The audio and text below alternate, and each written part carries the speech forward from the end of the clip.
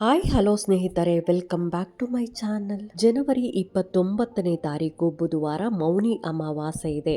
ಅಮಾವಾಸ್ಯೆಯ ದಿನ ಸಂಜೆ 5:30ಯಿಂದ 6:30 ಒಳಗಡೆ ನೀರಿಗೆ ಈ ಒಂದು ವಸ್ತುವನ್ನು ಮಿಕ್ಸ್ ಮಾಡಿ ನೀವು ಮನೆ ಬಾಗಿಲಿಗೆ ಚೆಲ್ಲಿ ಮಹಾಲಕ್ಷ್ಮಿಯನ್ನು ಬರಮಾಡಿಕೊಂಡು ದೇವರ ಮನೆಯಲ್ಲಿ ದೀಪ ಹಚ್ಚಿ ಈ ಮಂತ್ರವನ್ನು ಹೇಳ್ಬೇಕಾಗತ್ತೆ.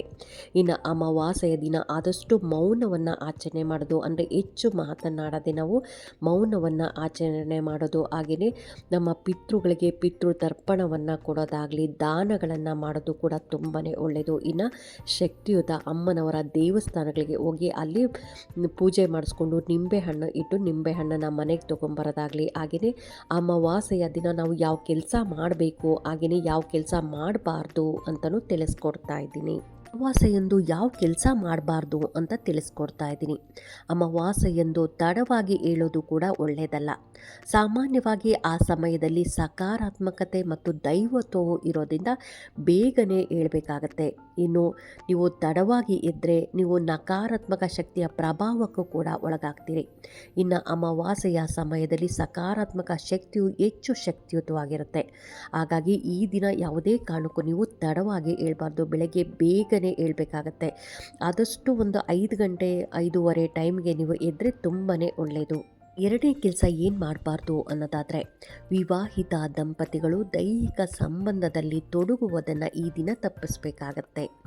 ಅಮಾವಾಸ್ಯೆಯ ಸಮಯದಲ್ಲಿ ನಕಾರಾತ್ಮಕ ಶಕ್ತಿಗಳು ಆರೋಹಣವಾಗೋದ್ರಿಂದ ಈ ದಿನ ಮಾಡಿದ ಸಂಯೋಗದಿಂದ ಜನಿಸಿದ ಮಗು ದೈಹಿಕ ವಿರೂಪಗಳೊಂದಿಗೆ ಜನಿಸಬಹುದೆನ್ನುವ ನಂಬಿಕೆ ಕೂಡ ಇದೆ. ಈ ಕಾರಣಕ್ಕಾಗಿ ಗಂಡು ಮತ್ತು ಹೆಣ್ಣು ಪರಸ್ಪರ ಸೇರಬಾರ್ದು. ಅಮಾವಾಸ್ಯೆಯ ದಿನಗಳಲ್ಲಿ ಗಂಡು ಹೆಣ್ಣು ಸೇರಬಾರ್ದು ಅಂತ ಹೇಳ್ತಾರೆ. ಮೂರನೇ ಕೆಲಸ ಏನು ಮಾಡಬಾರ್ದು ಅನ್ನೋದಾದರೆ, ಮನೆಗಳಲ್ಲಿ ಅಮಾವಾಸ್ಯೆಯ ದಿನ ಜೋರಾಗಿ ಜಗಳಗಳಾಡೋದು, ಕೂಗಾಡೋದು, ಕಿರ್ಚಾಡೋದು, ಚೀರಾಡೋದು ಇದನ್ನು ಮಾಡಬಾರ್ದು. ಅನಾವಶ್ಯಕವಾಗಿ ಕೋಪವನ್ನು ಮಾಡಬಾರ್ದು. ಯಾರಿಗೂ ನಿಂದನೆಯನ್ನು ಮಾಡಬಾರ್ದು. ಯಾರೋ ಹಿಂದುಳಿದ ಜನರನ್ನು ನಾವು ಅಗೌರವದಿಂದ ಕಾಣೋದಾಗಲಿ, ಅವರನ್ನು ನೋಯಿಸೋದು, ನಿಂದನೆ ಮಾಡೋದು ಕೂಡ ಮಾಡಬಾರ್ದು. ಅನಾವಶ್ಯಕವಾಗಿ ಯಾರ ಜೊತೆನೂ ನಾವು ಈ ದಿನಗಳಲ್ಲಿ ಜಗಳಗಳನ್ನು ಮಾಡ್ಕೊಬಾರ್ದು. ಮನೆ ಒಳಗಡೆ ಆಗಲಿ ಅಥವಾ ಮನೆ ಹೊರಗಡೆ ಆಗಲಿ ಯಾರ ಜೊತೆನೂ ನಾವು ಜಗಳಗಳನ್ನು ಮಾಡೋದು, ಕೂಗಾಡೋದು ಮಾಡಬಾರ್ದು.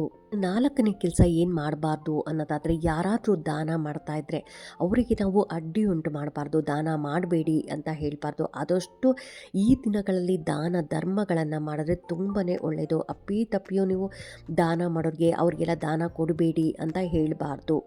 ಈ ದಿನ ನೀವು ಅಮಾವಾಸ್ಯೆಯ ದಿನಗಳಲ್ಲಿ ನಮ್ಮ ಕೈಲಿ ಎಷ್ಟಾಗುತ್ತೋ ಅಷ್ಟು ನಿರ್ಗತಿಕರಿಗೆ ದಾನವನ್ನು ಕೊಟ್ಟರೆ ತುಂಬಾ ಒಳ್ಳೆಯದಾಗತ್ತೆ. ಇನ್ನು ಐದನೇ ಕೆಲಸ ಏನು ಮಾಡಬಾರ್ದು ಅನ್ನೋದಾದರೆ, ಈ ದಿನ ಯಾವುದೇ ಕಾರಣಕ್ಕೂ ನೀವು ಮಾಂಸಾಹಾರವನ್ನು ಸೇವನೆ ಮಾಡಬೇಡಿ. ಆದಷ್ಟು ಸಾತ್ವಿಕ ಆಹಾರವನ್ನು ಸೇವನೆ ಮಾಡೋದು ತುಂಬಾ ಒಳ್ಳೆಯದು. ಇದರಿಂದ ಮಾಂಸಾಹಾರ ಸೇವನೆ ಮಾಡೋದ್ರಿಂದ ಅನಾರೋಗ್ಯಕ್ಕೆ ಒಳಗಾಗ್ತೀರಾ. ಅದರಲ್ಲೂ ಅಮಾವಾಸ್ಯೆಯ ಸಮಯದಲ್ಲಿ ನಾವು ಯಾವುದೇ ಕಾರಣಕ್ಕೂ ಇಂತಹ ಆಹಾರವನ್ನು ಸೇವನೆ ಮಾಡಬಾರ್ದು. ಇನ್ನು ಅಮಾವಾಸ್ಯೆಯ ದಿನ ಏನು ಕೆಲಸ ಮಾಡಬೇಕು, ಏನು ಕೆಲಸ ಮಾಡಿದ್ರೆ ಒಳ್ಳೆಯದಾಗತ್ತೆ ಅಂತಲೂ ತಿಳಿಸ್ಕೊಡ್ತಾ ಇದ್ದೀನಿ. ಈ ದಿನ ಬೆಳಗ್ಗೆ ಬೇಗನೆ ಎದ್ದು ಸೂರ್ಯ ದೇವನಿಗೆ ಆರ್ಘ್ಯವನ್ನು ಕೊಡೋದಾಗಲಿ, ಹಾಗೆಯೇ ಮನೆ ದೇವರ ಪೂಜೆ, ಮೊದಲು ನಾವು ಮನೆ ದೇವರ ಪೂಜೆ, ಕುಲದೇವರ ಪೂಜೆಯನ್ನು ಮಾಡಬೇಕಾಗತ್ತೆ. ಇನ್ನು ಅಮಾವಾಸ್ಯೆಯ ದಿನಗಳಲ್ಲಿ ಶಕ್ತಿಯುತ ಅಮ್ಮನವರ ದೇವಸ್ಥಾನಗಳಿಗೆ ಹೋಗೋದು, ಅಂದರೆ ಪ್ರತ್ಯಂಗಿರ ದೇವಿ ದೇವಸ್ಥಾನ ಆಗ್ಬೋದು, ವಾರಾಹಿ ದೇವಿ ದೇವಸ್ಥಾನ, ದುರ್ಗಾದೇವಿ, ಕಾಳಿದೇವಿ, ಬನಶಂಕರಮ್ಮ, ಹಾಗೆಯೇ ಹುಲಿಗಮ್ಮ, ಈ ಥರ ಶಕ್ತಿಯುತ ದೇವಸ್ಥಾನಗಳಿಗೆ ಹೋಗಿ ನಾವು ಅಲ್ಲಿ ಅಮ್ಮನ ಪಾದದ ಹತ್ರ ನಿಂಬೆ ಹಣ್ಣನ್ನು ಇಟ್ಟು ಅದನ್ನು ನಾವು ಮನೆಗೆ ತೊಗೊಬಂದು ಮನೆಯಲ್ಲಿ ಇಟ್ಕೊಳ್ಳೋದು, ವಾಹನಗಳಲ್ಲಿ ಕೂಡ ಇಟ್ಕೊಬೋದು. ಈ ರೀತಿಯಾಗಿ ಮಾಡೋದು ಕೂಡ ತುಂಬಾ ಒಳ್ಳೆಯದು. ಯಾಕೆಂದರೆ ನಿಂಬೆ ಹಣ್ಣಿಗೆ ಅಷ್ಟೊಂದು ಶಕ್ತಿ ಇರುತ್ತೆ. ಅಮಾವಾಸ್ಯೆಯ ದಿನ ಸಂಜೆ 5:30ಯಿಂದ 6:30 ಒಳಗಡೆ ನಾವು ಯಾವ ಕೆಲಸವನ್ನು ಮಾಡಬೇಕು ಅಂತಲೂ ತಿಳಿಸ್ಕೊಡ್ತಿದ್ವಿ. ಸ್ಟೀಲ್ ಲೋಟ ಅಥವಾ ಗಾಜಿನ ಲೋಟ ಯಾವುದು ಬೇಕಾದರೂ ತೊಗೊಬೋದು ಸ್ನೇಹಿತರೆ. ಇದೇ ಲೋಟ ತೊಗೊಬೇಕು ಅಂತ ಇಲ್ಲ. ತೊಗೊಂಡು ಅದರೊಳಗಡೆ ಸ್ವಲ್ಪ ಕಲ್ಲುಪ್ಪನ್ನು ಹಾಕಬೇಕಾಗುತ್ತೆ. ಜಾಸ್ತಿ ಹಾಕಕ್ಕೆ ಹೋಗ್ಬೇಡಿ. ನೋಡಿ, ಇಲ್ಲಿ ತೋರಿಸ್ತಾ ಇದ್ದೀನಲ್ಲ, ಇಷ್ಟು ಕಲ್ಲುಪ್ಪು ಹಾಕಿದ್ರೆ ಸಾಕು. ಯಾವುದೇ ಕಾರಣಕ್ಕೂ ಪುಡಿ ಉಪ್ಪನ್ನು ಹಾಕಕ್ಕೆ ಹೋಗ್ಬೇಡಿ, ಕಲ್ಲುಪ್ಪನ್ನೇ ಹಾಕಬೇಕಾಗತ್ತೆ. ಇದ್ರ ಜೊತೆ ಸ್ವಲ್ಪ ಜೀರಿಗೆಯನ್ನು ಹಾಕಬೇಕಾಗತ್ತೆ. ಎರಡನ್ನೂ ನೀವು ಮಿಕ್ಸ್ ಮಾಡ್ಕೊಳ್ಳಿ. ಅಂದರೆ ಉಪ್ಪು ಚೆನ್ನಾಗಿ ಕರಗಬೇಕು. ಈ ರೀತಿಯಾಗಿ ನೀವು ಮಿಕ್ಸ್ ಮಾಡ್ಕೊಬೇಕಾಗತ್ತೆ. ಮಿಕ್ಸ್ ಮಾಡ್ಕೊಂಡಿದ್ದು ಆದಮೇಲೆ ಇದನ್ನು ತೊಗೊಂಡೋಗಿ ನೀವು ಬಾಗಿಲಿನ ಆಚೆ, ಅಂದರೆ ಮೇನ್ ಡೋರ್ ಇರುತ್ತಲ್ಲ, ಹೊಸ್ಲಿನ ಆಚೆ ನೀವು ಚಿಮ್ಕಿಸ್ಬೇಕಾಗತ್ತೆ. ಅಂದರೆ ಸ್ಪ್ರೇ ಮಾಡ್ತಾರಲ್ಲ, ಚಿಮ್ಕಿಸೋದು. ಈ ರೀತಿಯಾಗಿ ಕೈಯಿಂದ ನೀವು ಮನೆ ಆಚೆ ಹೋಗಿ ಚಿಮ್ಕಿಸ್ಬಿಟ್ಟು ನೀವು ಮನೆ ಒಳಗಡೆ ಅಮ್ಮ ಮಹಾಲಕ್ಷ್ಮಿ ಮನೆಗೆ ಬಾರಮ್ಮ ಅಂತ ಹೇಳಿಕೊಂಡು ನೀವು ಮನೆ ಒಳಗಡೆ ಒಳಗಡೆ ಬಂದು ದೇವ್ರ ಮನೇಲಿ ನೀವು ದೀಪವನ್ನು ಹಚ್ಚಬೇಕಾಗತ್ತೆ. ದೀಪವನ್ನು ಹಚ್ಚಿ ಅಲ್ಲೇ ಒಂದು ಮ್ಯಾಟು ಅಥವಾ ಮಣೆ ಹಾಕ್ಕೊಂಡು ಕೂತ್ಕೊಂಡು ಅಮ್ಮನ ಮಂತ್ರವನ್ನು ಹೇಳಬೇಕು.